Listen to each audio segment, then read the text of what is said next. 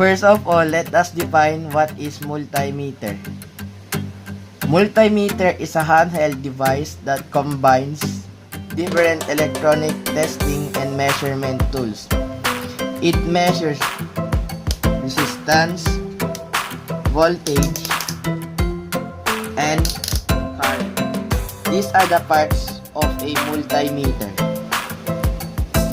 Number 1. Display, where measurement readouts can be viewed.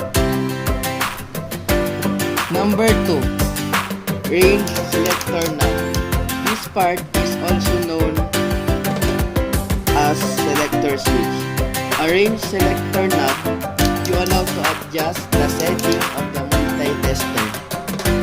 Using this can change what the multimeter is measuring, whether voltage,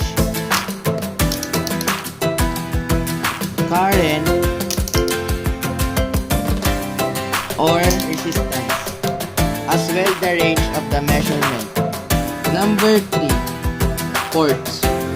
The holes at the front of the multimeter are known as ports. You need to plug your test probes into the appropriate ports to allow the multimeter to measure the parameter that you are interested in. Preliminary tests that we perform in a tester to check its functionality. Set your multimeter to the lowest setting resistance. Touch the red probe to the black probe. Check the display to make sure that it reads 0 or nearest 0.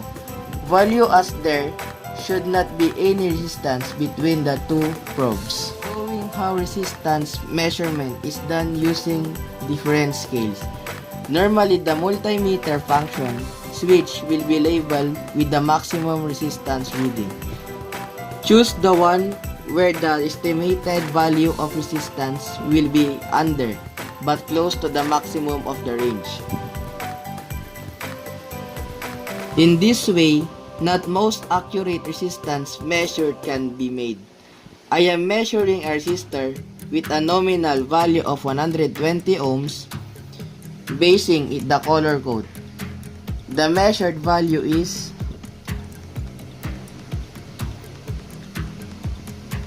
120.2 ohms on the 200 range of my multimeter. How a DC voltage is measured using the different scales. If you want to measure a specific voltage, you must select the appropriate value range. An example is measuring the DC voltage of a 1.5 volts battery. Place the positive probe of your meter to the positive side of the battery and the common probe to the negative side. I set my multimeter on the 20 volt DC range and measured a value of